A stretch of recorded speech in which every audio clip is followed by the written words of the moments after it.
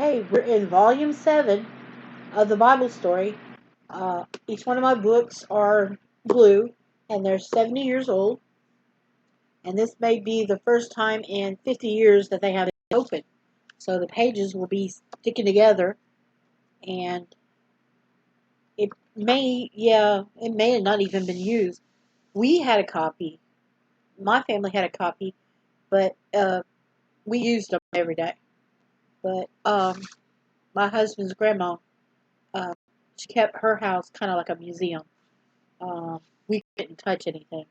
And it carried on whenever I moved in, got married and we moved in, and it still did the same. Sad. Okay, uh, but I digress. Let me get back to the story. Part 4, Story 9, The Lord of Winds and Waves. One evening, after a busy day of teaching and healing, Jesus said to his disciples, "Let's go in a boat and go to the other side of the lake." He was worried. He was weary and longed to get away to some quiet spot where he could rest a while. Yeah, I would do the same. But it was hard to persuade the people to go home. They just stayed and stayed and stayed, enjoying every minute in his presence. Like children at bedtime, they kept on asking for more and more stories. That's why I'm reading this like, uh, like I am. At last, however, the disciples made them understand that Jesus simply could not talk to them any more that day. He just had to get some rest, which is true. As the crowd began to drift away, the disciples helped Jesus, even as he was, into one of the boats and pushed off from the land. Another Other boats set off at the same time. No doubt people no doubt filled with people who had made up their minds to follow him wherever he must go. Tired out, Jesus went to the back of the boat and laid down on a pillow. A moment later, he was fast asleep. It was a beautiful evening. The sun went down behind the western hills in a blaze of glory. Darkness fell, and the stars came out. A gentle breeze filled the sails, carrying all the boats toward the land of Gadara. Gadara. Gadara. Then suddenly the weather changed as it does on Galilee, even today.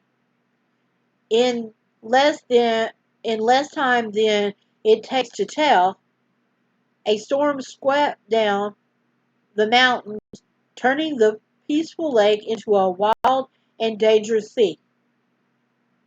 Dark clouds rushed across the sky, blotting out the stars. Thunder roared, lightning flashed, the breeze became a hurricane, whipping up great waves that swept over the boat, filling them with water. So bad was the storm that even Peter, James, John, and the other disciples who had grew up on the lake were frightened.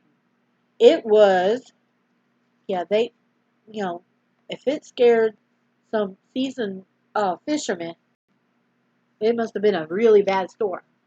And then, of course, it has a painting of it. Seasoned fishermen that, know how to handle it. And this scared them, which, you know, takes a lot to scare a fisherman, though.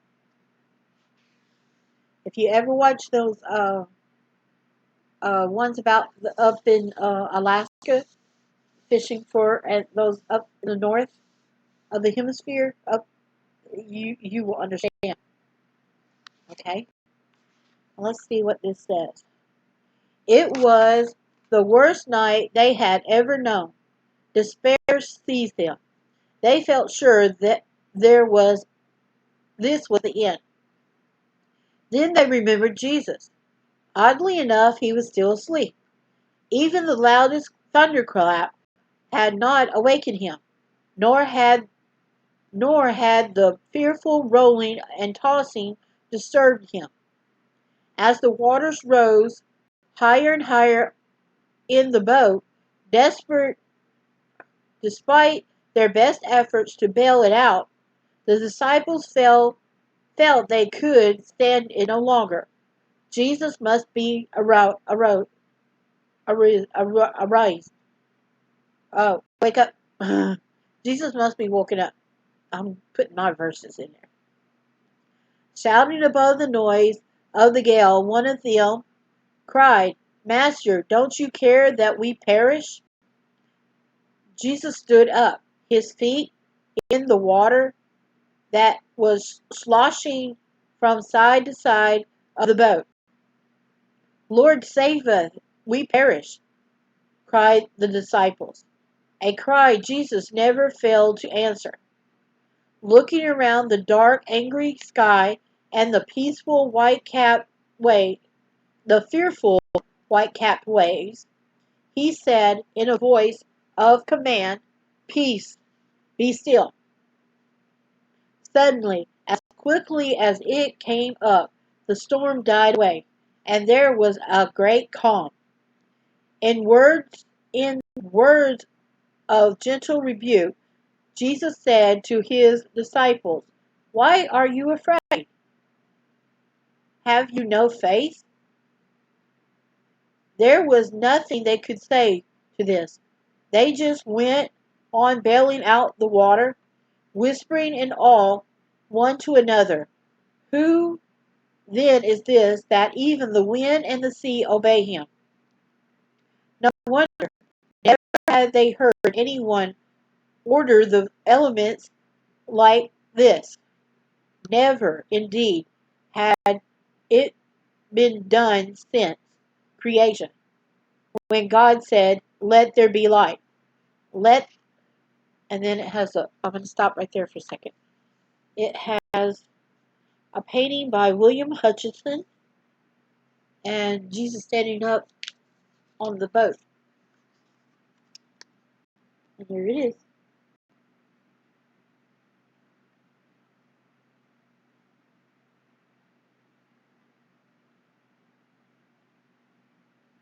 Okay. And the caption reads, As the greatest storm swept over the Sea of Galilee and threatened to capsize the boat, the disciples cried out in fear. Then Jesus calmed the tempest with the words, Peace, be still. Okay, and let me rewind to here.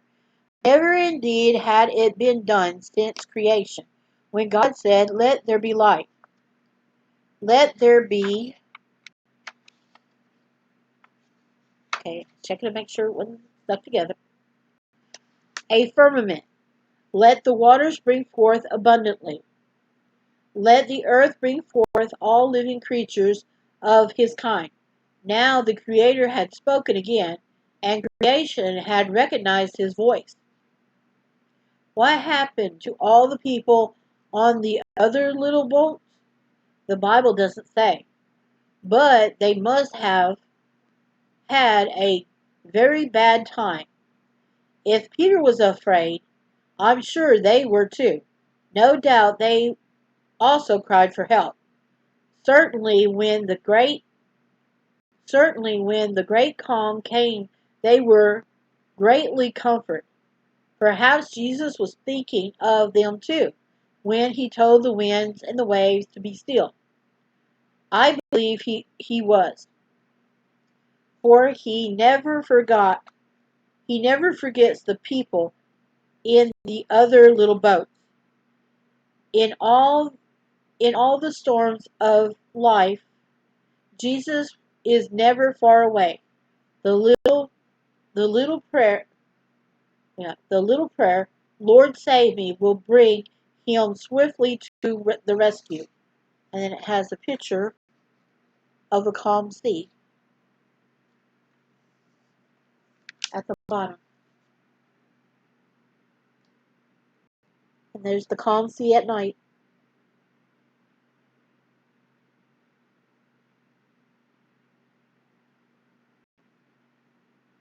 Okay. And that was the end of part 4, story 9. Like uh, always, it's time for the break. And then we only got this one more story to go. And then we'll see what happens. And see you in a bit.